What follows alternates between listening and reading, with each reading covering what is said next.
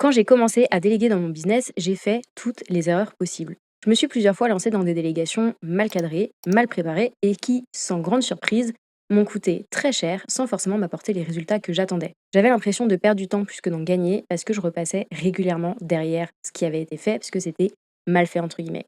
J'avais la sensation de tomber toujours sur des freelances qui n'étaient pas assez bons et surtout j'avais l'impression de jeter mon argent par les fenêtres. Et je suis pas là pour te dire que la délégation, c'est une mauvaise idée ou que c'est une erreur. Parce que depuis ces expériences, disons, ratées, j'ai complètement changé mon approche de la délégation. Dans les prochaines minutes, je vais te partager les 4 questions que tu devrais te poser avant de te lancer dans la délégation ou avant de te lancer dans ton prochain recrutement. Que ce soit pour une mission ponctuelle ou pour intégrer quelqu'un à ton équipe de manière pérenne. Parce que honnêtement, si tu as envie de continuer de développer ton activité sans te cramer, tu vas forcément te poser à un moment la question de la délégation pour pouvoir sortir de ta to-do les tâches les plus ennuyeuses, celles qui ont le moins d'impact, celles qui sont les plus chronophages, bref, celles que tu n'as plus envie de faire pour pouvoir te concentrer sur les choses qui te font kiffer dans ton business. Et au passage, évidemment, gagner du temps dans tes journées. Bienvenue dans cette série Moins mais mieux. Dans cette série de 10 épisodes, je vais te partager mes meilleurs conseils pour bien gérer ton temps, bien gérer ton business et vraiment travailler moins mais mieux. Je m'appelle Claire et ça fait maintenant 5 ans que j'aide les entrepreneurs et les freelances sur leur organisation, sur le développement de leur business, de leur gestion du temps à l'automatisation de leurs process. Mon objectif sur cette chaîne, c'est de te donner toutes les clés pour que tu puisses faire de la place dans ton agenda et continuer de développer ton business sans te cramer. Donc on imagine que tu as envie de commencer à déléguer, tu as déjà un petit peu en tête les choses que tu as envie de sortir de ta to-do et tu es au moment où tu vas sauter le pas. La première question que tu devrais absolument te poser, c'est de te demander pourquoi est-ce que jusqu'à maintenant, tu n'as pas déjà délégué ce sujet ou ce projet. Si tu envisages de déléguer quelque chose, c'est probablement quelque chose que tu as en tête depuis un moment. Soit parce que tu en as marre de faire cette tâche de manière régulière, soit parce que tu as envie de gagner du temps dans tes journées et que ça fait partie des trucs que tu pourrais totalement déléguer, soit parce que tu sais que t'es pas la personne la plus experte pour faire ce truc. Alors si ça fait un moment que tu y penses, qu'est-ce qui fait que tu n'as pas encore passé le pas, que tu n'es pas encore en action pour commencer à déléguer ce truc-là? L'objectif ici, c'est pas de culpabiliser et de s'auto-flageller en mode oh là là, ça devrait faire 6 mois que j'aurais déjà dû déléguer ce truc-là, etc. L'idée, c'est plutôt de mettre en lumière les peurs et les croyances qui te retiennent de déléguer cette responsabilité jusqu'à maintenant. Qu'est-ce qui t'empêche vraiment de déléguer jusque-là?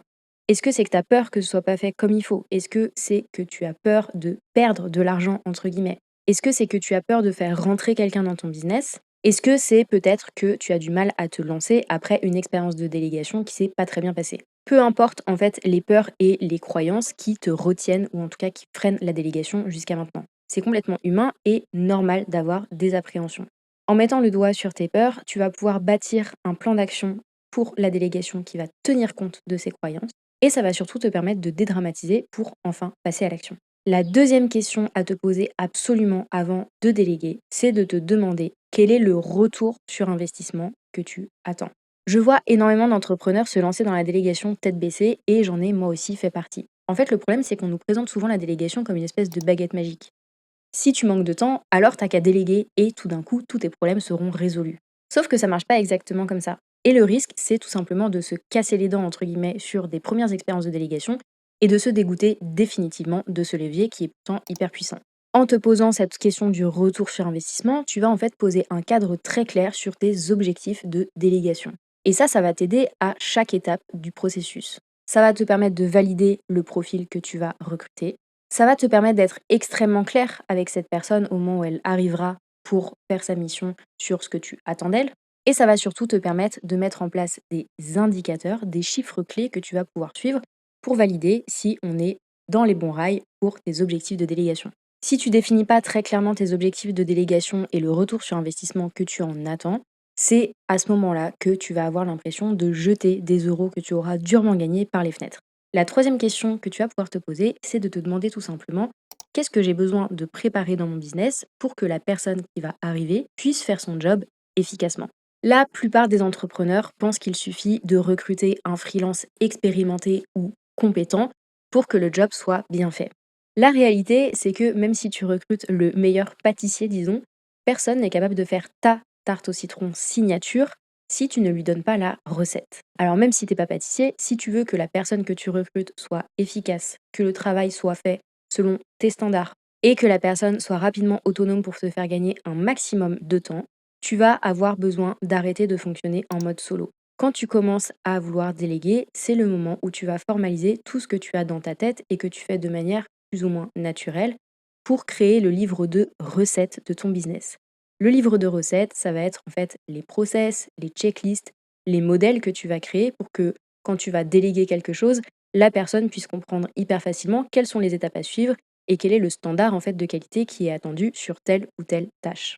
J'ai conscience que je fais rêver absolument personne quand je parle de process. Pourtant, si tu fais l'effort de structurer un minimum les choses au moment où tu veux commencer à déléguer, tu vas gagner énormément de temps par la suite. La quatrième et dernière question que je t'invite à te poser, c'est est-ce que j'ai vraiment envie de déléguer? Est-ce que c'est un truc qui te fait vraiment kiffer en fait? Est-ce que tu as envie de travailler avec d'autres personnes? Est-ce que tu as envie de construire une équipe? Et si je te pose cette question en dernier, c'est parce que je voudrais surtout pas que tu te limites à cause des peurs ou des croyances que tu vas avoir identifiées avec la première question.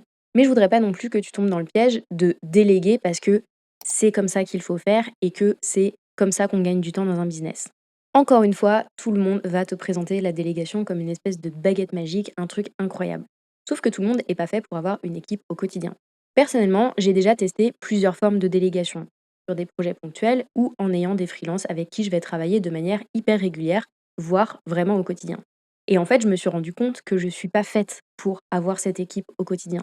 Si demain, tu me proposes un business qui gère des centaines de milliers d'euros de chiffre d'affaires, voire des millions d'euros de chiffre d'affaires, mais que derrière, ça me demande de gérer des humains au quotidien, de devenir vraiment manager et d'avoir tout ce qui va avec, les messages WhatsApp, les réunions, les trucs, ça ne m'intéresse absolument pas.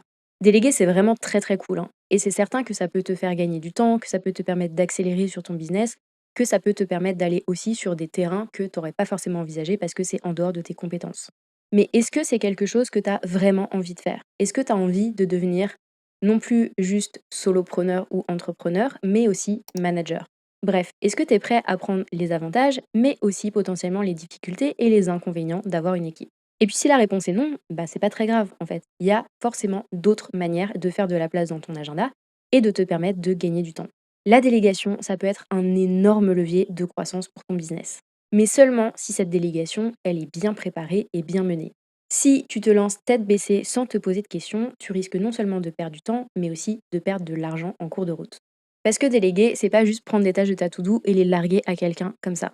C'est au contraire construire une relation de travail qui soit efficace. Et si tu veux que ça fonctionne, je t'invite à vraiment prendre le temps de bien cadrer les choses avant de te lancer.